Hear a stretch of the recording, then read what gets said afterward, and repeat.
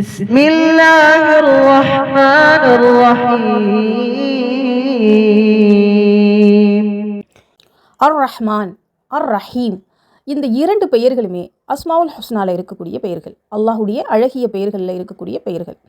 இந்த இரண்டு பெயர்களுக்குமே ஒரே அர்த்தம் தான். இரண்டு பெயர்களுமே ஒரே வார்த்தையிலிருந்து தான் வந்தது. அது என்ன வார்த்தைனா ரஹ்மாங்கிற ஒரு வார்த்தை. ரஹ்மத், ரஹ்மத்னா என்ன அப்படின்னா அருட்கொடை, அருள் வளம், அன்பு, கருணை, இதுக்காக சொல்லப்படக்கூடிய ஒரு வார்த்தை தான். இந்த ரஹ்மத்தை தரக்கூடியவன் தான் அர் ரஹ்மான், அர் ரஹீம்.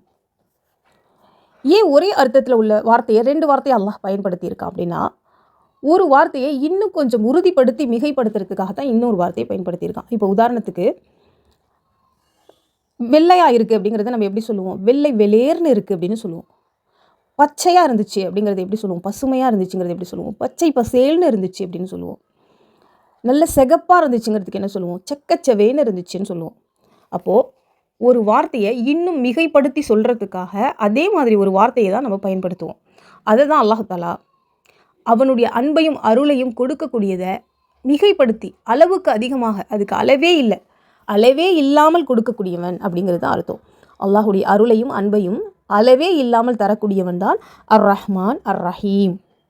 நபி ஸல்லல்லாஹு அலைஹி வஸல்லம் அவங்க சொல்கிறாங்க, அல்லாஹ் தன்னுடைய பாசத்தை 100 பங்காக ஆக்கினான். அதிலிருந்து ஒரே ஒரு பங்கு இந்த பூமிக்கு அனுப்பினான். அந்த ஒரு பங்கு பாசத்தை தான் இந்த பூமியில் இருக்கக்கூடிய மனிதர்கள் ஒருத்தர் மேலே ஒருத்தர் அன்பு காட்டுறாங்க, பாசம் காட்டுறாங்க. பெற்றோர்கள் தன் பிள்ளைகளை நேசிக்கிறாங்க, பிள்ளைகள் தன் பெற்றோர்களை நேசிக்கிறாங்க, உறவினர்களை நேசிக்கிறாங்க, குடும்பத்தார்களை நேசிக்கிறாங்க. ஒரு தாய் நினைப்பா, நம்ம பிள்ளைய நம்மளை விட வேறு யாராலையும் நேசிக்க முடியாது அப்படின்னு.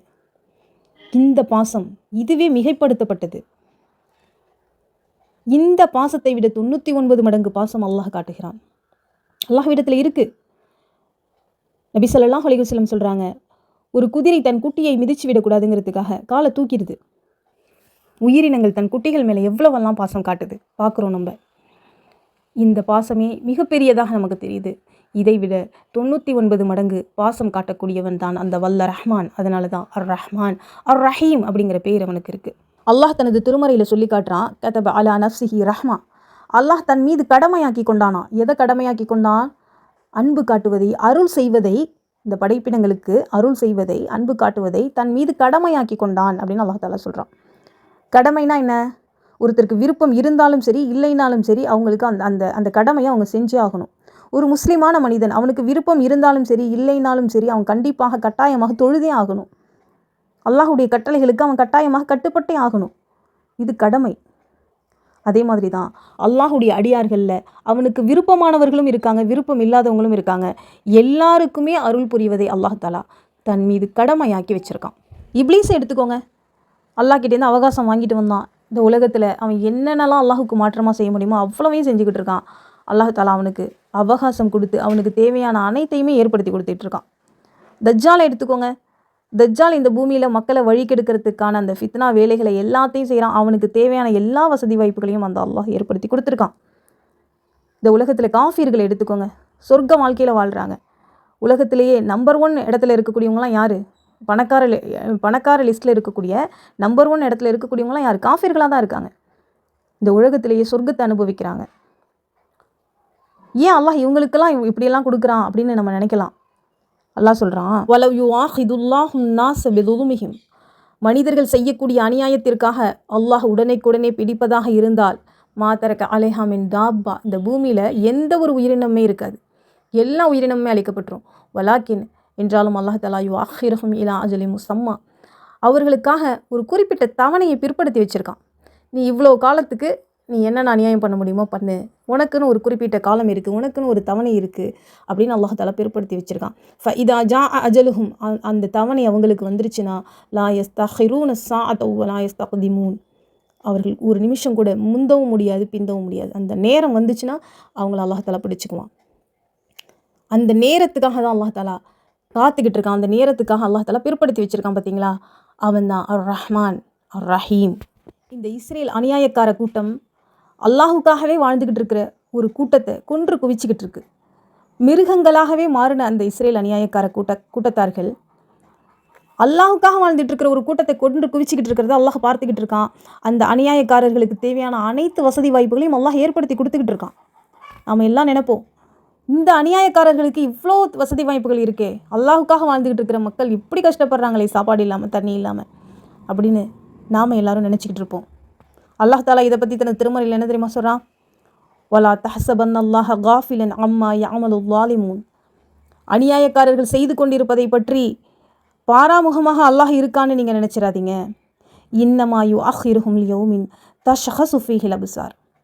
இன்னமா யுஅஹிருஹும், அவர்களை பிற்படுத்தி வச்சிருக்கிறதெல்லாம், அவங்களுக்கு கால அவகாசம் கொடுத்து வச்சிருக்கிறதெல்லாம் எதுக்காகன்னா லியௌமின் தஷ்ஹஸு ஃபீஹில் அப்சார். ஒரு நாள் வரும், அந்த நாளில் பார்வைகள் நிலை குத்தி நிற்கும்.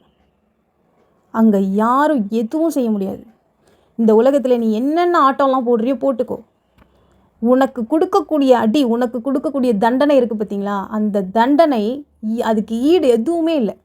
அப்படிப்பட்ட ஒரு தண்டனையை, அப்படிப்பட்ட ஒரு நரக வேதனையை அந்த கூட்டத்தார்கள் இன்ஷா அல்லாஹ் அனுபவிக்க போகிறாங்க. அந்த நாளுக்காக அல்லாஹ் தாலா பிற்படுத்தி வச்சிருக்கேன்னு சொல்கிறான். அங்கே கண்கள் என்ன செய்யும்? தஷ்ஹஸு ஃபீஹில் அப்சார். அவங்களுடைய கண்கள் நிலை குத்தி விரைச்சு நிற்கும், எதுவுமே பண்ண முடியாது. அப்படிப்பட்ட ஒரு நாளுக்காக நீ இந்த உலகத்தில் என்னென்ன அநியாயம் செய்ய முடியுமோ செய் அப்படின்னு அல்லாஹ் தாலா அவகாசம் கொடுத்து வச்சிருக்கானே, அந்த அல்லாஹ் தான் அர் ரஹ்மான் அர் ரஹீம். அப்போ அல்லாஹுக்காகவே வாழ்ந்து அல்லாஹுக்காகவே உயிரை கொடுத்துக்கிட்டு இருக்கக்கூடிய அந்த கூட்டத்தார்களுக்கு அல்லாஹ் என்ன செய்ய போகிறான்? அவர்களுக்காக வச்சிருக்கானே அல்லாஹ் பரிசு, அது சாதாரணமானதல்ல. இன்ஷா அல்லாஹ் மிகப்பெரிய ஒரு பரிசு, சொர்க்கத்தை அல்லாஹ் அவர்களுக்காக கொடுக்குறான். இங்கே பட்ட கஷ்டம் அனைத்தையும் ஒரு தூசியாக நினைத்து மறந்துடுவாங்க அல்லாஹ் கொடுக்கக்கூடிய அந்த பரிசை பார்த்து. அந்த ஜன்னாவை பார்த்து அவங்க எல்லாத்தையுமே, இந்த உலகத்தில் அனுபவித்த எல்லா கஷ்டத்தையுமே மறந்துடுவாங்க. அப்படிப்பட்ட ஒரு பரிசை அல்லாஹ் தாலா கொடுக்க போகிறான் பார்த்தீங்களா, அந்த ஜன்னத்துல் ஃபிர்தோஸை கொடுக்க போகிறான் பார்த்தீங்களா அவங்களுக்காக. அவன்தான் அர் ரஹ்மான் அர் ரஹீம். அல்லாஹ் தாலா தனது திருமறையில் அர் ரஹ்மான்கிற ஒரு அத்தியாயத்தை வச்சுருக்கான், 55வது அத்தியாயம். அந்த அத்தியாயத்தில் நீங்கள் பார்த்தீங்கன்னா மனிதர்களுக்கும் ஜின்களுக்கும் அல்லாஹ் தாலா எவ்வளவெல்லாம் அருட்கொடைகளை கொடுத்துருக்காங்கிறத பற்றி சொல்லியிருப்பான். அதிலும் குறிப்பாக இந்த அநியாயக்காரர்கள் இருக்காங்கல்ல, இந்த மேற்கத்திய கலாச்சாரக்காரர்கள், இந்த அநியாயக்காரர்கள் எப்படியெல்லாம் இந்த உலகத்தில் சுகபோகமாக வாழ்கிறாங்க, அந்த வசதி வாய்ப்புகளை உனக்கு கொடுத்தது யார் அப்படின்னு அல்லாஹ் தாலா கேட்குறான். ஒவ்வொரு விஷயத்தையும் அவங்களுக்கு கொடுத்துருக்கக்கூடிய அனைத்து விஷயங்களையும், அந்த காஃபிர்களுக்கு கொடுத்துருக்கக்கூடிய அனைத்து விஷயங்களையும் அல்லாஹ் தாலா அங்கே எடுத்து சொல்கிறான். உதாரணத்துக்கு சொல்லணும்னா, ஒரு கப்பல், அந்த கப்பலை அவங்க தயாரித்து அந்த கப்பலை எந்த அளவுக்கு இப்போ இன்றைக்கி டெவலப் பண்ணி என்னென்னலாம் பண்ணிகிட்ருக்காங்க. அந்த கப்பல்கள் மூலமாக தான் அவங்களுடைய வர்த்தகம், அந்த கொள்ளையடிப்பு எல்லாமே அந்த கப்பல்கள் மூலமாக தான் அவங்களுக்கு இருக்குது. அந்த கப்பல்களை நீங்கள் தயாரித்து நீங்கள் இந்த மாதிரிலாம் பண்ணிகிட்ருக்கீங்களே, இதெல்லாம் யாரால் உங்களால் பண்ண முடிஞ்சிச்சு? இதெல்லாம் உங்களுக்கு எப்படி பண்ண முடிஞ்சிச்சு? அல்லாஹ் இல்லாமல் இதெல்லாம் உங்களால் செய்ய முடியுமா அப்படிங்கிறத அல்லாஹ் தஆலா கேட்குறான். அந்த கப்பல்களை அதுவும் எப்படி அல்லாஹ் சொல்கிறான் பாருங்கள், வலஹுல் ஜவாரில் முன்ஷாத்து ஃபில் பஹ்ரி கல் ஆனாம். அதாவது மலைகளைப் போல உயரமாக செல்லும் கப்பல்கள். சாதாரண கப்பல்களெல்லாம் ஒரு காலத்தில் பார்த்துருப்போம். இன்றைக்கி கப்பல்கள் எப்படி இருக்குது, எவ்வளோ பெருசாக இருக்குது மலைகளைப் போல். அந்த மலைகளைப் போல கப்பல்களையெல்லாம் அல்லாஹ் எந்த காலத்தில் சொல்லியிருக்கான் பாருங்கள். இந்த மாதிரி ஒரு அநியாயக்கார கூட்டமெல்லாம் வந்து அல்லாஹுடைய அருட்கொடைகளை நிராகரிக்குங்கிறது தெரிஞ்சுக்கிட்டு தான் இப்படியெல்லாம் இவ்வளோ பெரிய கப்பல்களையெல்லாம் நீங்கள் தயாரிச்சிருக்கிறீங்களே, இதெல்லாம் எதை வச்சு தயாரிச்சிங்க, உங்களுக்கு யார் கொடுத்தா, எது நீங்கள் பொய்யாக்குறீங்க அப்படின்னு அல்லாஹ் தஆலா அந்த அத்தியாயம் முழுக்க முழுக்க அல்லாஹ் கொடுத்துருக்கக்கூடிய அந்த அருட்கொடைகளை பற்றி ஜின்களுக்கும் மனிதர்களுக்கும் அல்லாஹ் தஆலா கேள்வி கேட்குறான். அந்த அர் ரஹ்மான் அத்தியாயத்தினுடைய ஆரம்பத்தில் மிகப்பெரிய ரஹ்மத்தை பற்றி அல்லாஹ் சொல்கிறான். அது என்ன தெரியுமா? அர் ரஹ்மான் அல்லமல் குர்ஆன், குர்ஆனை கற்றுக் கொடுத்துருக்கான் அப்படின்னு அல்லாஹ் சொல்கிறான். அந்த ரஹ்மான் குர்ஆனை கற்றுக் கொடுத்துருக்கானா. அப்போ அந்த குர்ஆனை கற்றுக்கொள்வது மிகப்பெரிய ஒரு ரஹ்மத்து. ஹலக்கல் இன்சான், மனிதனை அல்லாஹ் படைச்சிருக்கான், மனிதனாக படைக்கப்பட்டிருக்கான் பார்த்தீங்களா, அது ஒரு மிகப்பெரிய ரஹ்மத்து. அந்த ரஹ்மான் மனிதனாக படைச்சிருக்கான் நம்மளை, அதுக்காகவே நம்ம மிகப்பெரிய ஒரு நன்றி சொல்லணும். மற்ற உயிரினமாக படைக்கலை, விலங்குகளாக படைக்கலை, பறவைகளாக படைக்கலை, மனிதனாக அல்லாஹ் படைச்சிருக்கான். அல்லமஹுல் பயான், அவனுக்கு பேச்சு திறனை கற்றுக் கொடுத்துருக்கான், விளக்கும் திறனை கற்றுக் கொடுத்துருக்கான். அந்த மனிதனுக்கு பேச்சு திறமையை, எல்லாத்தையும் விளக்கும் திறனை கற்றுக் கொடுத்துருக்கான். இந்த பேச்சு திறன் இருக்குது பார்த்தீங்களா, அல்லாஹுடைய மிகப்பெரிய ஒரு ரஹ்மத். அந்த அர் ரஹ்மானால தான் அது முடிஞ்சுது. அடுத்ததாக ஒரு ரஹ்மத்தை பற்றி அல்லாஹ் சொல்கிறான். எழுதுறதுங்கிறதே ஒரு மிகப்பெரிய ரஹ்மத். எழுத்துங்கிறது இன்றைக்கி எல்லா துறைகளிலையும் நீங்கள் எழுதி தான் பழகணும். அந்த காலத்திலேருந்து இந்த காலம் வரைக்கும் எழுத்துங்கிறது மிக முக்கியமான ஒரு விஷயம். அந்த எழுதுறதுக்கு நம்ம என்ன பயன்படுத்துவோம்? எழுதுகோலை பயன்படுத்துவோம். அந்த காலத்திலிருந்து ஒவ்வொரு மெத்தடில் அந்த எழுதுகோல், அந்த பேனா வந்து மாறிக்கிட்டே இருந்துச்சு. இன்றைக்கி வேறு மெத்தடில் பேனா வந்துருச்சு. அப்போது அல்லாஹ் தஆலா அந்த எழுதுகோலையே ஒரு ரஹ்மத்தாக சொல்லி காட்டுறான். அல்லதி அல்லம பில் கலம், எழுதுகோலை கொண்டு உங்களுக்கு நான் கற்றுக் கொடுத்துருக்கேன்னு சொல்கிறான். அந்த பேனாவை கொண்டு எழுதுவதற்கு உங்களுக்கு கற்றுக் கொடுத்துருக்கேன். அப்போ அந்த எழுத்து வடிவம்ங்கிறது அல்லாஹுடைய ஒரு மிகப்பெரிய ஒரு ரஹ்மத்தாக இருக்குது. எழுதும்போது அல்லாஹுடைய பெயரை சொல்லி தான் நம்ம எழுத ஆரம்பிக்கணும். சுலைமான் நபி அலைஹிஸ்ஸலாம் அவங்க சபா நாட்டு இளவரசிக்கு ஒரு கடிதம் எழுதுகிறாங்க. அதை பற்றி அல்லாஹ் தனது திருமறையில் சொல்லி காட்டுறான். அந்த சபா நாட்டு இளவரசிக்கு அந்த சுலைமான் நபியோட கடிதம் போயிடுது. அதாவது அவங்க அந்த சுலைமான் நபியோடைய அந்த அரசாங்கத்துக்கு கட்டுப்பட்டு வர்றதுக்காக கடிதம் எழுதுகிறாங்க. அதில் பிஸ்மில்லாஹிர் ரஹ்மானிர் ரஹீம்னு சுலைமான் நபி எழுதியிருக்காங்க. அதை அந்த சபா நாட்டு இளவரசி பார்க்குறாங்க. பார்த்துட்டு என்ன சொல்கிறாங்கன்னா, ஒரு கண்ணியமிக்க ஒரு கடிதம் என்கிட்ட வந்திருக்கு. அவங்க என்ன சொல்கிறாங்க, கிதாபுன் கரீம், ஒரு கண்ணியமிக்க கடிதம் என்கிட்ட வந்திருக்கு அப்படின்னு சொல்கிறாங்க. அதில் என்ன எழுதப்பட்டிருக்குன்னா, இன்னஹு மின் சுலைமான், அது சுலைமான்ட்டேருந்து வந்திருக்கு.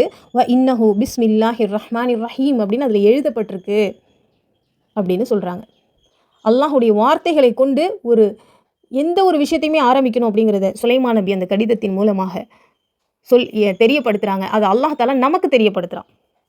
அப்போ நம்ம எதை எழுதினாலும் சரி, பிஸ்மில்லாஹிர் ரஹ்மானிர் ரஹீம்னு போட்டு தான் நம்ம எழுத ஆரம்பிக்கணும். இல்லை மனதிற்குள்ளேயாவது நம்ம சொல்லிட்டு எழுத ஆரம்பிக்கணும். நபி ஸல்லல்லாஹு அலைஹி வஸல்லம் அவங்களும் பல நாட்டு மன்னர்களுக்கு கடிதம் எழுதும்போது பிஸ்மில்லாஹிர் ரஹ்மானிர் ரஹீம்னு போட்டு தான் எழுத ஆரம்பித்தாங்க. وله الجوار المنشآت في البحر كالأعلام فبأي آلاء ربكما تكذبان كل من عليها